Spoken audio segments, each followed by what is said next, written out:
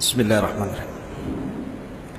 Assalamualaikum warahmatullahi wabarakatuh.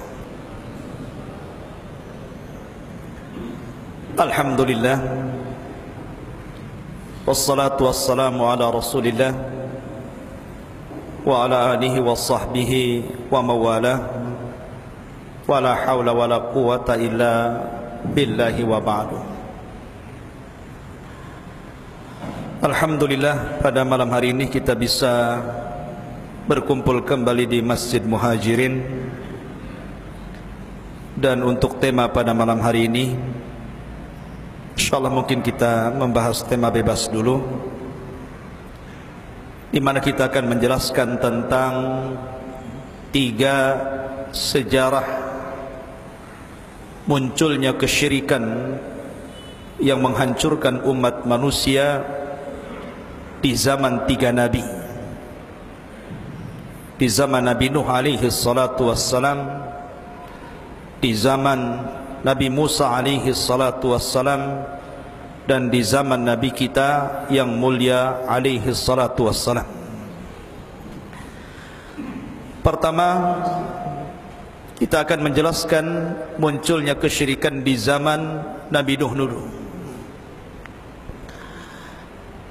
Sering saya ceritakan kepada antum bahwa sebelum diutusnya Nuh alaihi salatu wassalam,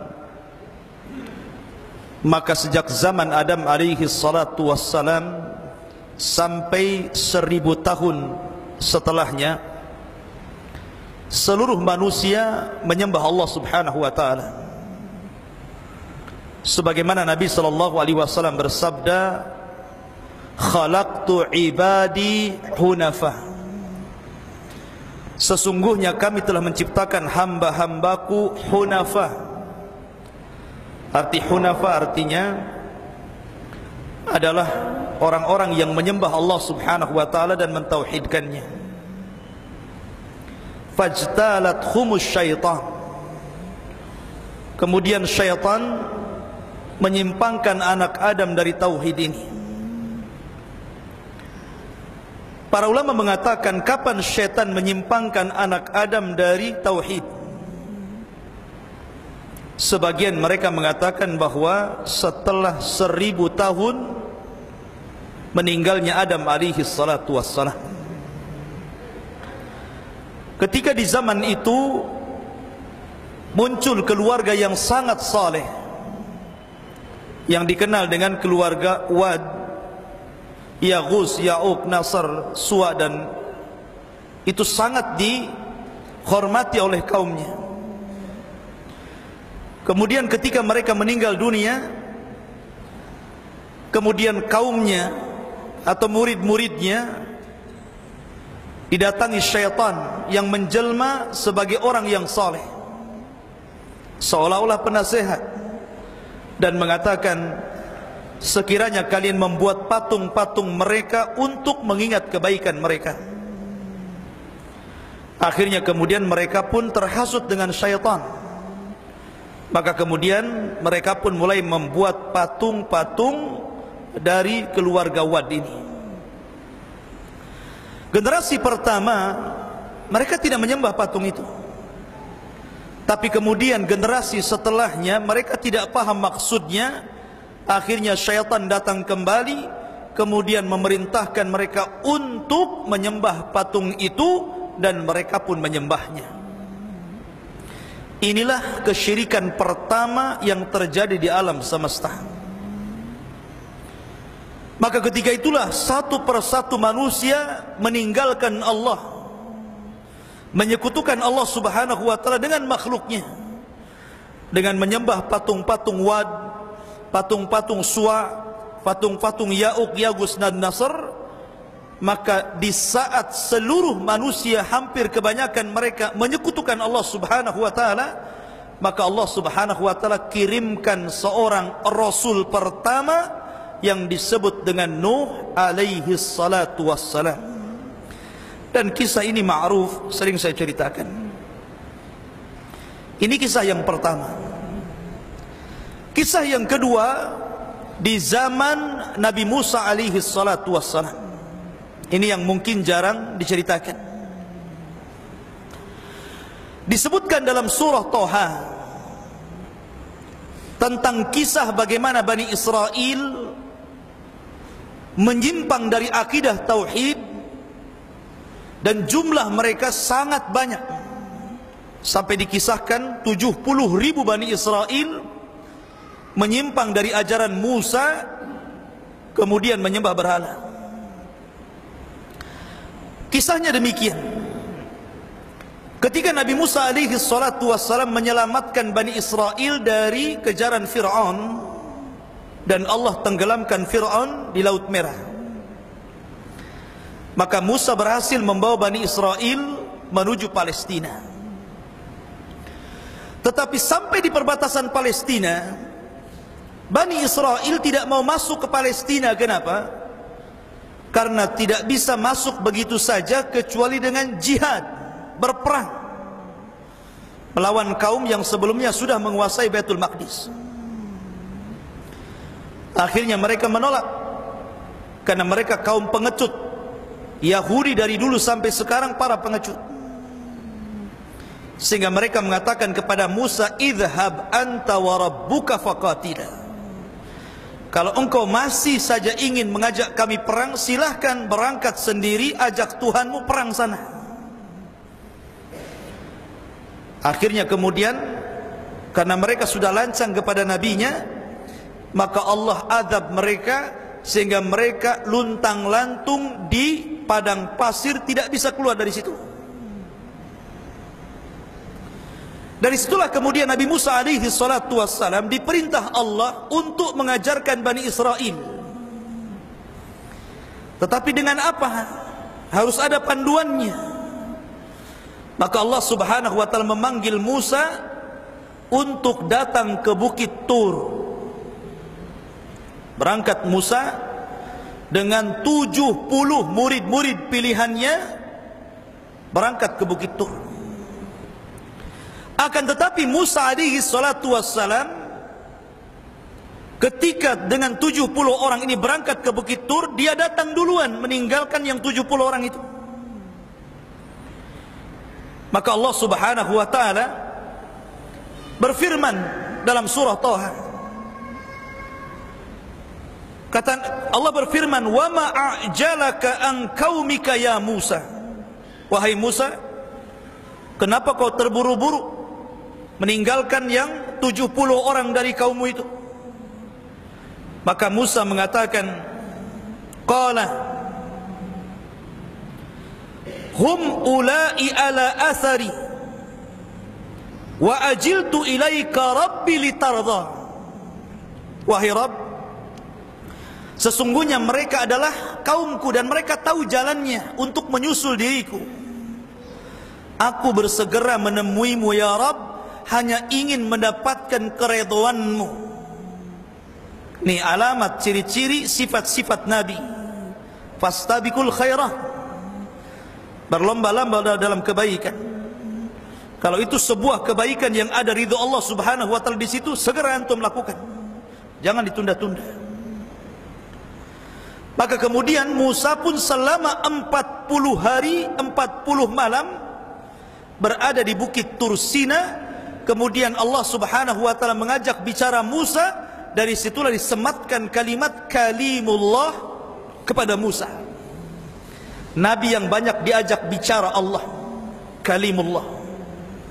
Maka Musa ketika itu dibekali satu kitab pertama yang sangat mulia sepanjang sejarah, turunnya Taurat kepada Musa. Dan satu-satunya kitab yang ditulis oleh tangan Allah hanyalah Taurat, diletakkan di satu papan. Kita tinggalkan cerita Musa, kita kembali kepada Bani Israel yang ditinggalkan Musa. Ketika Nabi Musa alaihi salatu wassalam berpamitan kepada Bani Israel dan menjanjikan bahwa dia akan membawa kitab yang sangat mulia Taurat supaya membawa kebaikan Bani Israel, maka Musa memerintahkan Harun untuk menggantikan posisi dia membina Bani Israel. Harun lebih lembut dibandingkan Musa. Dan harusnya seperti itu. Ada dai yang keras, ada dai yang lembut. Kalau yang keras kayak Musa gitu. Yang lembut kayak Harun. Ya, seperti itulah para duat, harus saling melengkapi. Kalau keras semua orang lari, lembut semua lembek semua, kan begitu.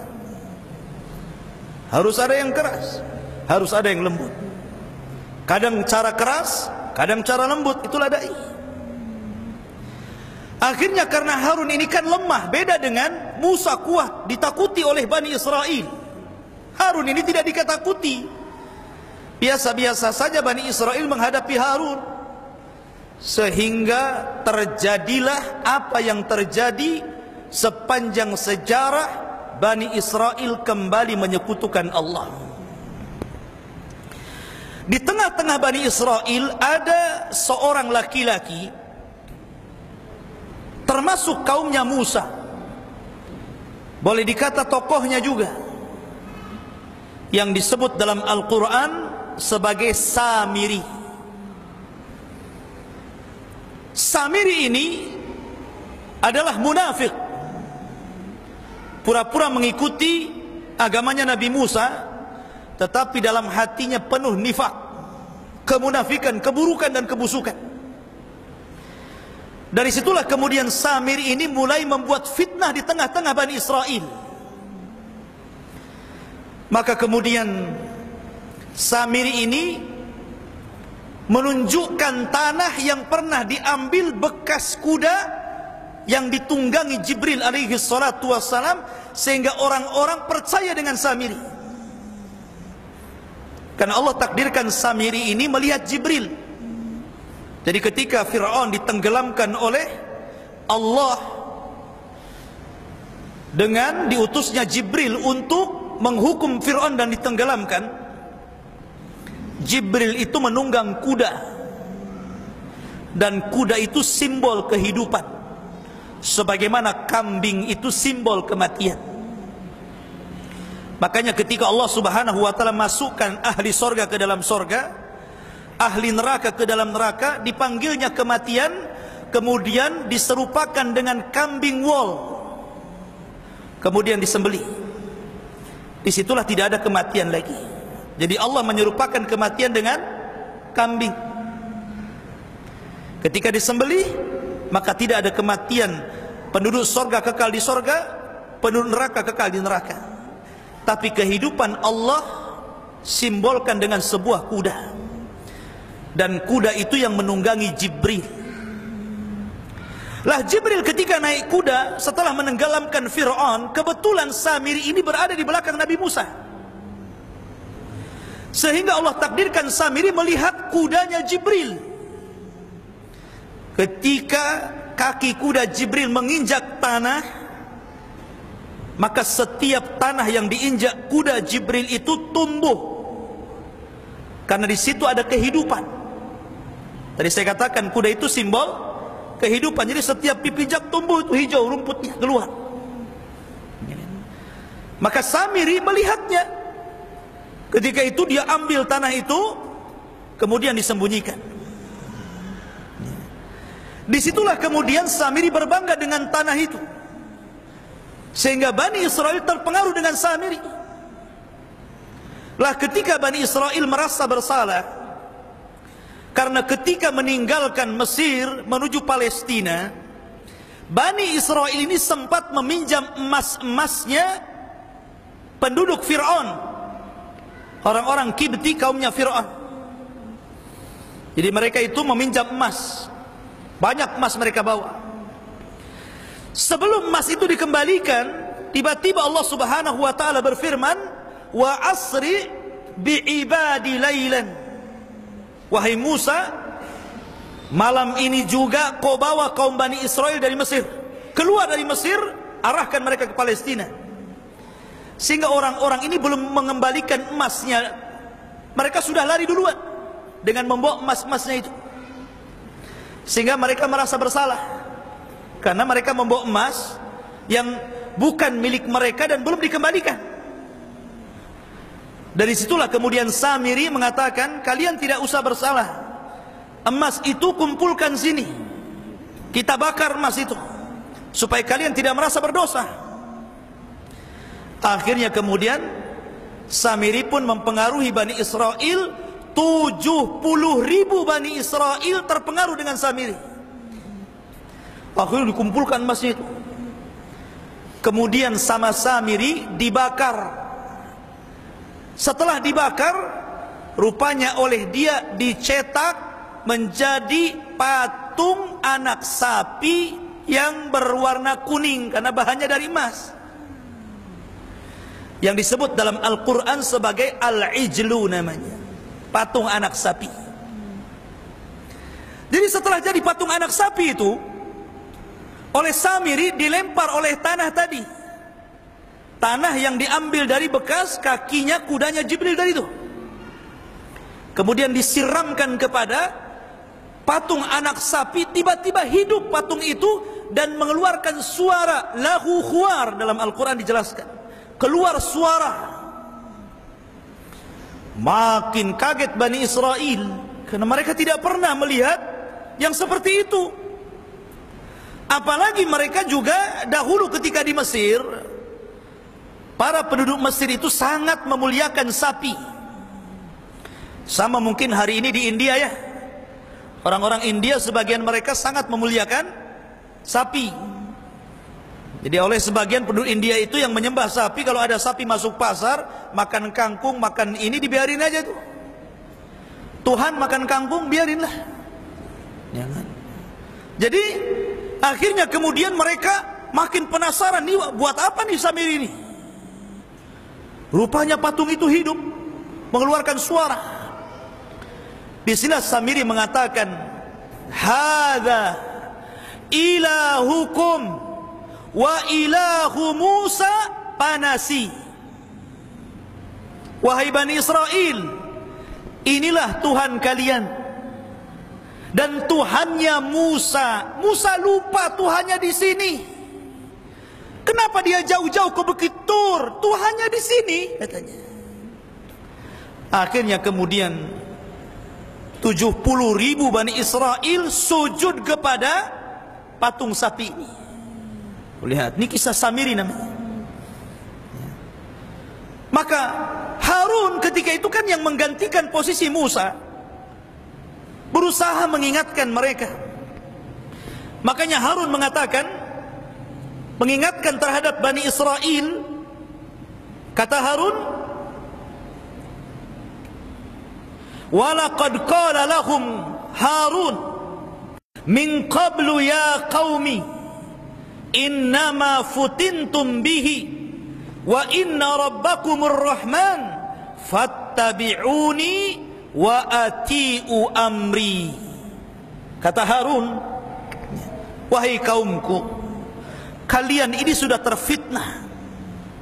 Tuhan kalian bukan itu. Tuhan kalian itu Ar-Rahman, la ilaha illallah, tidak ada sembahan kecuali dia. Bukan itu, katanya. Kemudian kata Harun, tolong ikuti aku dan taati perintahku. Harun Nabi ya. Padahal Nabi dia loh ya, mengingatkan mereka agar mereka jangan salah sembah. Tuhan kalian bukan itu, Tuhan kalian itu yang di atas, gitu kan, Ar-Rahman. Tapi mereka malah mengatakan apa? Qalu lan nabraha alaihi akifin hatta yarji'a ilaina Musa. Hei Harun, kami tidak akan meninggalkan Tuhan ini sampai Musa kembali ke sini. Karena dalam sebuah riwayat, setan itu datang menjelma manusia, kemudian membuat fitnah di tengah-tengah Bani Israel bahwa Musa itu meninggalkan Bani Israel dan tidak akan pernah kembali. Kalian itu dibohongi Musa. Musa itu minggat sana, gak akan pernah kembali ya. Makanya mereka mengatakan apa? Kami tidak akan meninggalkan Tuhan kami ini, patung sapi Samiri ini, sampai Musa betul-betul datang ke sini. Akhirnya kemudian mereka mulai ngancam membunuh Harun. Makanya salah satu dialog Harun kepada Musa apa? Dia mengatakan kepada Musa alaihi salatu wassalam, wa kadu yaqtulunani. Mereka hampir-hampir membunuhku gara-gara kularang jangan nyembah patung sapi. Akhirnya bisa apa Harun? Harun lemah. Akhirnya Harun hanya berdoa kepada Allah Subhanahu wa taala sampai Musa datang menemui Bani Israel. Subhanallah. Dalam tempo 4 malam, 40 hari, akidah Bani Israel bisa berubah. Padahal mereka selama dibawa oleh Musa dari Mesir menuju Palestina, macam-macam mukjizat ditunjukkan kepada mereka. Macam-macam mukjizat. Sampai mereka melihat bagaimana laut dibelah, bagaimana tongkat menjadi ular, bagaimana batu keluar air. Macam-macam mukjizat mereka lihat. Subhanallah, ditinggal Musa 40 hari, murtad mereka itu. Nih akidah ikhwan, yang memegang hati orang itu Allah. Makanya kenapa Rasul berdoa, ya muqallibal qulub tsabbit qalbi ala dini. Wahai zat yang membolak-balikan hati, tolong tetapkan hatiku pada agamamu. Karena orang itu terkadang pagi mukmin, malam kafir. Malam mukmin, pagi kafir. Yabi'una aradan minad dunya. Mereka jual agama dengan rendahnya kehidupan dunia. Berapa banyak di Batam ini orang yang menikah pindah agama. Orang gara-gara dolar pindah agama. Dolar masih mendingan gede, gara-gara rupiah pindah agama. Rupiah masih mendingan, gara-gara cinta pindah agama. Cinta loh, la ilaha illallah. Padahal gombal cintanya, pindah agama. Jadi ini menunjukkan hidayah itu milik Allah. Hidayah itu sewaktu-waktu bisa keluar dari hati kita. Dari sini pentingnya istiqamah namanya. Istiqamah itu penting ikhwan. Kalau orang tidak istiqamah, futur, lama-lama imannya kurang, akhirnya keluar imannya semuanya, naudzubillah. 40 hari. Padahal di tengah-tengah mereka ada 2 nabi loh. Nabi Musa dan Harun. Bayangkan ya. Musa datang tuh bawa papan Taurat yang isinya itu hudan linnas, petunjuk bagi manusia. Ketika pulang, sebelumnya memang Allah sudah menghabarkan, Allah Subhanahu wa taala sudah menghabarkan kepada Musa. Apa kata Allah? Allah Subhanahu wa taala berfirman, qala fa inna qad fattanna qaumaka min ba'dika wa adallahumus samiri. Allah berfirman, sesungguhnya kami telah memfitnah kaum wahai Musa setelah kepergianmu, dan mereka disesatkan oleh si Samiri. Maka ketika Allah mendengar, Nabi Musa mendengar Allah menghabarkan mereka sesat, langsung tuh ketika sudah mendapatkan Taurat, buru-buru dia balik. Sesampainya di kaumnya, apa yang terjadi? Allah Subhanahu wa taala menjelaskan bagaimana marahnya Musa kepada kaumnya. Nabi Musa alaihi salatu wassalam diceritakan, faraja'a Musa ila qaumihi ghadbanan asifa. Qala ya qaumi alam ya'idkum rabbukum wa'dan hasana fatala alaikumul ahdu am aradtum an yahilla alaikum ghadabun min rabbikum fa akhlaftum mau'idi. Ketika Musa pulang ke kaumnya, melihat kaumnya 70.000 menyembah patung sapi itu, maka Musa ghadbanan asifa, marah dengan besar. Kemudian Musa mengatakan, bukankah sudah kujanjikan kepada kalian bahwa aku hanya berangkat sebentar meninggalkan kalian dan akan membawa Taurat kepada kalian? Apakah lama 40 hari kutinggalkan kepada kalian? Ataukah sengaja kalian halalkan azab Allah menimpa kalian?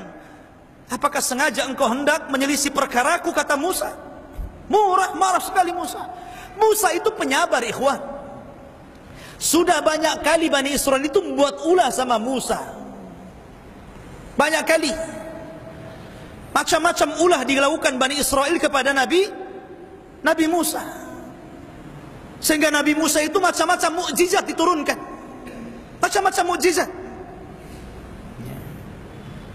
Tetapi setiap kali diturunkan mukjizat mereka beriman. Kemudian mulai imannya nurun, buat ulah lagi, diturunkan mukjizat lagi, buat ulah lagi. Tapi Nabi Musa bersabar. Tapi khusus kasus ini Musa nggak bisa sabar. Kenapa? Ini sudah melampau ini. Sudah lari daripada tauhid. Makanya Musa lagi bopong papan, dipecah Tauratnya. Padahal dalam Taurat itu, dalam papan itu ada petunjuk Allah. Akhirnya berserakan, berserpihan ke sana kemari Taurat ini. Saking marahnya Musa, dibanting Tauratnya. Akhirnya dia datang kepada Harun, marah-marah. Diambil rambutnya Harun, dijambak janggutnya, kemudian dimarahi. Lihat bagaimana marahnya. Apa kata Musa? Qala ya Harun, ma mana'aka id ra'aitahum dhallu. Wahai Harun, apa yang membuat kamu diam ketika kaummu itu sesat? Apa yang membuat kamu diam? Kenapa kamu tidak berdakwah kepada mereka? Kenapa kamu tidak mengajak mereka kepada tauhid, sehingga mereka banyak yang kufur kepada Allah Azza wa Jalla? Maka akhirnya kemudian anak ini tolong ganggu saya ini. Diambil ya, tolong. Konsentrasinya kabur jadi. Jadi afan ya, afan ini. Jadi akhirnya kemudian Nabi Musa saking marahnya, dijambaknya rambutnya, kemudian diambil janggutnya, kemudian Harun mengatakan, qala ya ibna ummah la ta'khud bi lihyati wala bi ra'si, inni khashitu an taqula farraqta baina bani Israel wa lam tarqub qawli. Maka Harun mengatakan, wahai anak ibuku. Kenapa dikatakan anak ibuku? Karena Musa dengan Harun itu adik kakak. Harun kakaknya, Musa adiknya. Wahai anak ibuku, jangan kau pegang kepalaku. Tolong jangan kau pegang janggutku. Jadi Musa itu begini. Kenapa kamu diam saja gitu? Marah gitu kan? Jambak ini, saking marahnya Musa gitu kan? Sampai dijambak Harun. Makanya Harun mengatakan, tolong jangan kau pegang rambutku, tolong lepaskan janggutku. Karena aku takut kau nanti bilang aku telah memecah Bani Israel. Aku tidak nurut atas perintahmu wahai Musa. Aku sudah berusaha tapi apalah dayaku. Mereka hampir membunuhku. Bisa apa aku? Aku tidak kuat seperti dirimu. Akhirnya kemudian setelah memberikan alasan bahwa yang menyesatkan Samiri, Musa panggil si Samiri. Tolong datangkan Samiri ke sini. Mana Samiri? Sini Samiri kamu. Datang Samiri. Kemudian Nabi Musa mengatakan, fama khatbuka ya Samiri. Samiri, kenapa kau lakukan ini? Kenapa kau sesatkan Bani Israel? Kenapa kau buat patung itu sehingga 70.000 Bani Israel sujud kepada patungmu? Kenapa? Jawab. Gitu kan? Akhirnya kemudian Samiri memberikan alasan. Qala basartu bima lam yabsuru bih faqabadtu qabdatan min atharir rasul fanabattuha wa kadzalika sawwalat li nafsi. Samiri mengakui kesalahannya dan mengatakan, ya Musa, sesungguhnya aku melihat apa yang orang-orang tidak lihat. Ketika melihat kuda Jibril yang ditunggangi Jibril itu kemudian menginjak kakinya di tanah, aku melihatnya. Orang-orang enggak melihat. Kemudian dia mengatakan, faqabadtu qabdatan, aku pun ambil tanah itu. Kusimpan tanah itu. qabdatan min atharir rusul, dari bekas Jibril itu. Fanabadtuha, dan aku lemparkan kepada patung itu, tiba-tiba hidup. Maka Samiri mengatakan, wa kadzalika sawwalat li nafsi, begitu juga hawa nafsuku telah mendorongku untuk melakukan itu, wahai Musa. Dari sini menunjukkan apa? Samiri mengakui kesalahannya, ya. Tapi dia sudah menyesatkan Bani Israel. Ribuan Bani Israel sesat gara-gara dia. Akhirnya kemudian Musa pun mengusir Samiri. Ada yang mengatakan bahwa Samiri itu ketika diusir oleh Nabi Musa kemudian hilang entah berantah. Ada yang mengatakan bahwa dia akan muncul di akhir zaman yang kita sebut dengan Dajjal. Jadi ada yang mengatakan Dajjal itu Samiri yang ada di zaman Nabi Musa. Tetapi sebagian ulama membantahnya. Tidak benar kalau Dajjal itu Samiri. Dajjal, Samiri lah kan begitu. Dan itu pendapat yang kuat wallahu a'lam, bahwa Dajjal bukan Samiri dan Samiri bukan Dajjal, ya. Kemudian ketika Nabi Musa sudah mengusir Samiri, tapi kan orang ini sudah tersesat nih, ya. Karena ketika itu Bani Israel terbagi 3. Satu kelompok ikut Nabi Musa, orang-orang pilihan, maksudnya 70 orang. Kemudian satu kelompok murtad dan menyembah dan ikut Samiri. Satu kelompok bertahan mengikuti kedatangan Musa dan akan menjanjikan membawa hudan linnas, petunjuk bagi manusia, Taurat. Lah yang mengikuti Samiri ini jumlahnya cukup banyak. Ada yang mengatakan 70.000, kan banyak 70.000 itu. Maka ketika Nabi Musa mengusir Samiri, giliran hukuman 70.000 ini. Apa kira-kira hukumannya?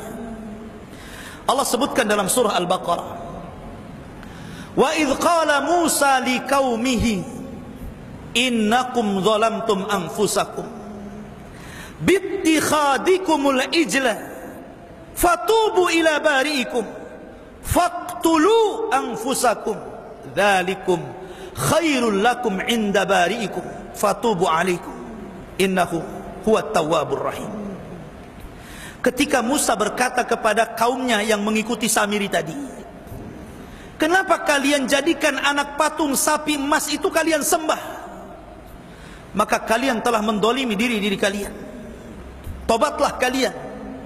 Dan cara tobatnya saling bunuh di antara kalian itu lebih baik di hadapan Allah, karena begitulah Allah menerima tobat kalian.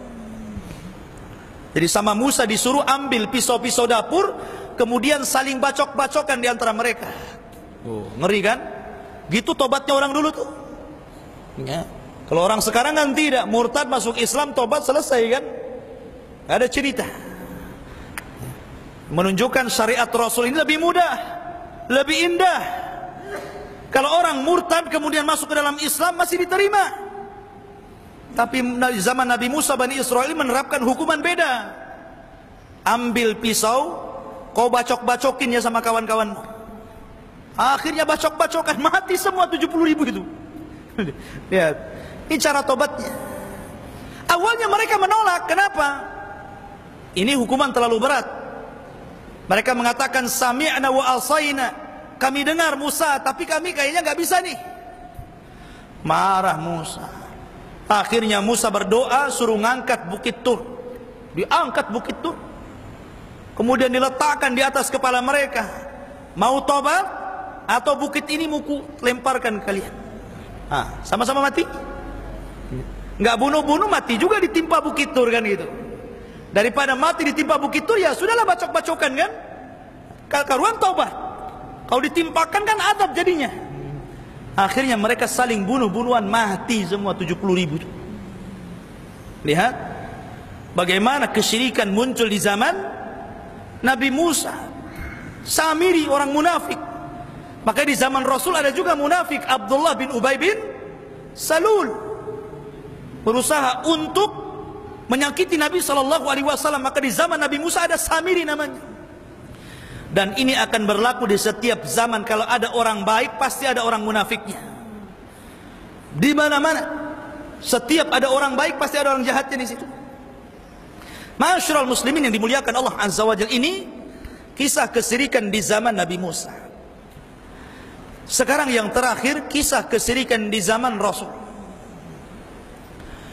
Di zaman sebelum Nabi SAW diutus, seluruh bangsa Arab itu hunafa, menyembah Allah, mentauhidkan Allah. Mereka masih mengikuti agama Ibrahim dan agama Ismail.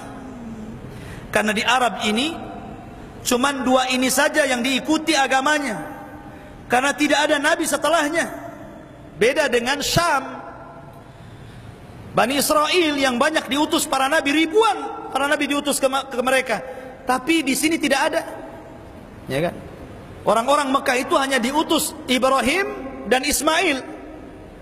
Memang di sana di Yaman ada namanya Syuaib, Hud, Saleh. Kemudian belakangan ada Nabi Syuaib gitu kan. Tapi khusus bangsa Arab, maksudnya Mekah dan sekitarnya, mereka terkena dakwah Ibrahim dan Ismail sehingga mereka menjadi ahli tauhid. Dan itu lama, bertahun-tahun tuh. Tapi ketika sampai kepada zaman seorang laki-laki pemimpin Arab dari bangsa Khuza'ah namanya Amr bin Luhai, disinilah terjadi kesyirikan. Amr bin Luhai ini pemimpin Arab ketika itu. Karena dia orang baik, suka ngasih makan jemaah haji, pokoknya tokoh yang dermawan, tokoh yang disegani. Akhirnya suatu ketika dia safar ke Syam. Sampai di Syam dia lihat ada satu tempat para penyembah berhala. Dikiranya agama yang benar karena dia kira bahwa Syam itu tempat para nabi dan rasul. Akhirnya dia pulang bawa patung. Dan yang pertama dia bawa patung namanya Khubal. Ini patung pertama yang dibawa nih, patung Khubal. Diletakkan di dalam Ka'bah. Makanya ketika Rasul menghancurkan patung-patung di sekitar Ka'bah, patung yang paling besar itu di dalam tuh, namanya Khubal. Itulah yang pertama dihancurkan Khalid bin Walid. Amr bin Luhai inilah yang membawa patung, akhirnya meletakkan di Ka'bah, kemudian menyuruh seluruh orang Arab untuk menyembah patung. Dari situlah satu persatu orang-orang mengikuti agama Amr bin Luhai ini. Dari tauhid menjadi syirik. Makanya Rasul mengatakan, aku melihat Amr bin Luhai di neraka terburai ususnya, karena dialah orang yang pertama kali mengganti agama Ibrahim dengan agama syirik. Dan itu berlangsung terus sehingga meninggalnya Amr bin Luhai, terus sampai diutusnya Nabi SAW. Barulah kemudian Rasul mengembalikan agama syirik kembali kepada agama tauhid, agama Ibrahim dan agama Ismail. Anittabi millata Ibrahim hanifah. Hendaklah kalian mengikuti agama Ibrahim yang lurus, yang tidak tercampur syirik di dalamnya. Inilah kisah terjadinya syirik sepanjang zaman. Di zaman Nabi Nuh, di zaman Nabi Musa, dan di zaman Rasul kita yang mulia alaihi salatu wassalam. Wallahu alam. Saya kira ini yang bisa sampaikan, mudah-mudahan ada manfaatnya. Taib, ada waktu 1/4 jam, kita buat tanya jawab, silahkan.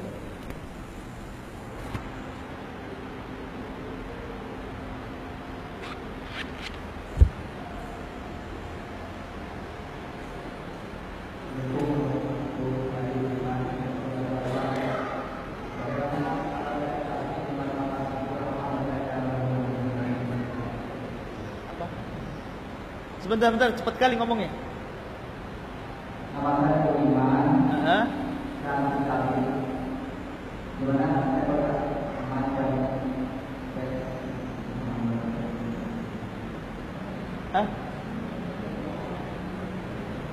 apa yang di sampingnya? Tanya apa deh? Antum yang di sampingnya nggak jelas. Gimana ana yang jauh? Coba bisik-bisik sama sampingnya itu. Gak jadi. Afwan, bukan anak nggak mau jawab, nggak jelas suaranya kan, mungkin mic-nya ini yang nggak jelas. Ya. Coba Pak, tanpa mic aja gimana?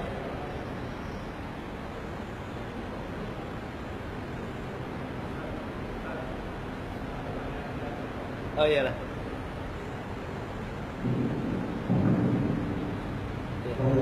Waalaikumsalam.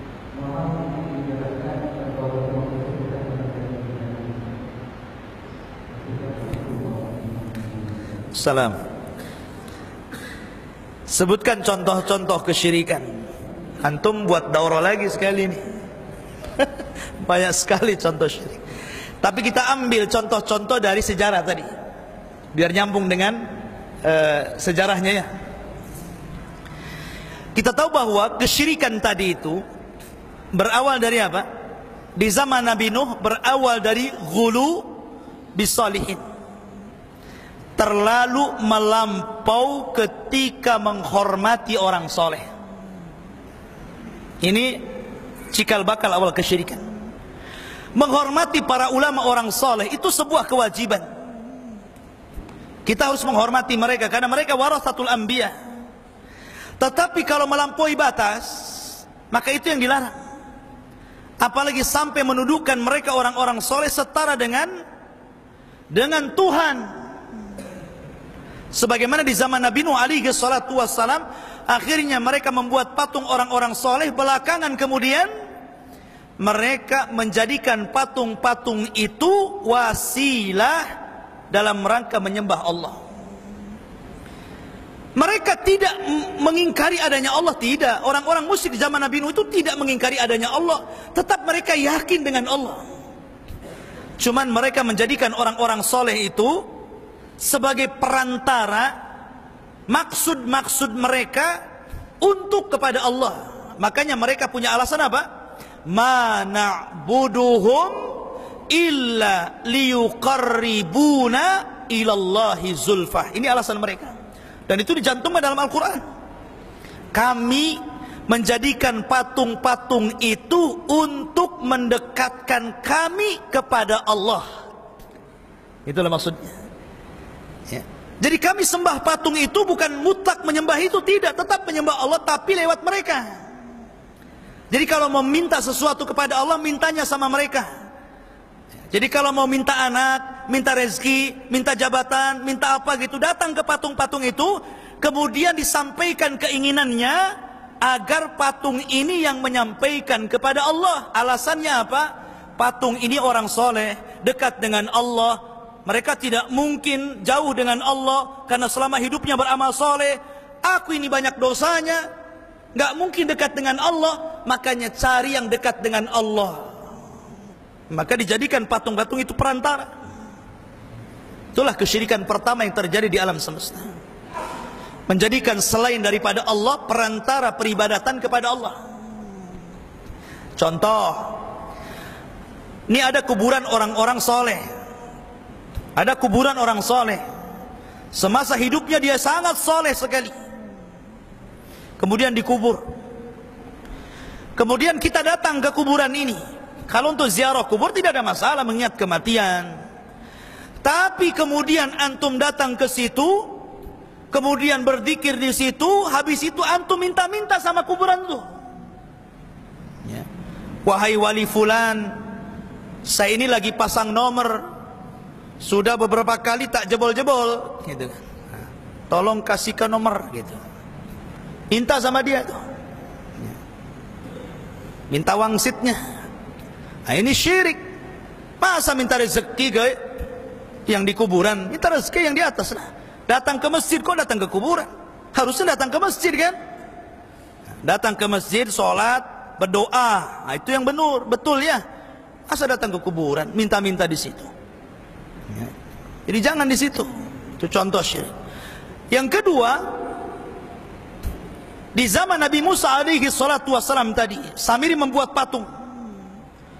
Kemudian orang sujud kepada patung.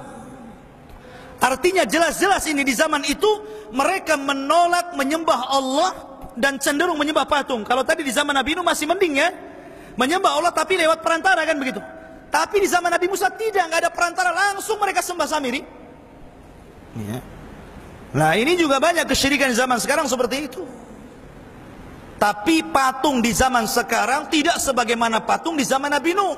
Patung di zaman sekarang ini berupa kertas lembaran sama krecek-krecek itu. Nah, itu patung zaman sekarang itu, kertas lembaran, uang 100.000, uang 500.000, nah itu patungnya zaman sekarang. Gara-gara itu antum sembah, antum lupakan Allah kan? Sibuk antum dari pagi ke pagi cari duit. Ya. Yang di pikiran itu ingat toko, nggak ingat masjid. Ya. Ingat ngedit uang, nggak ingat Quran. Itu saja. Nah, ini berhala zaman now namanya. Berganti. Jadi patung jadi lembaran duit. Orang banyak, makanya Rasul mengatakan ta'isa abdu dinar wa ta'isa abdul khamisah. Celaka para penyembah dinar. Ya, di zaman Rasul dinar, zaman sekarang rupiah kan begitu. Dan celaka para penyembah pakaian, ini khusus perempuan. Ya, tengok di YouTube, wih mantap pakaian, beli. Ya. Ini ada baru 1 bulan beli pakaian, ada model baru, beli lagi. Ada tas baru, beli lagi gitu kan. Kalau nggak beli ngiler terus tiap malam sampai dibeli. Ya, ini apa cerita coba? Jadi berhalanya berubah tuh zaman sekarang kan. Kemudian contoh di zaman Rasul sama gitu kan. Seperti di zaman Nabi Nuh, meletakkan orang-orang soleh kemudian disembah dalam rangka mendekatkan diri kepada Allah. Adapun contoh secara umum ya kesyirikan itu seperti datang ke dukun, memelihara tangkal jimat, kemudian meminta bantuan kepada jin dan yang lainnya. Nah, itu contoh kesyirikan secara umum, wallahu a'lam.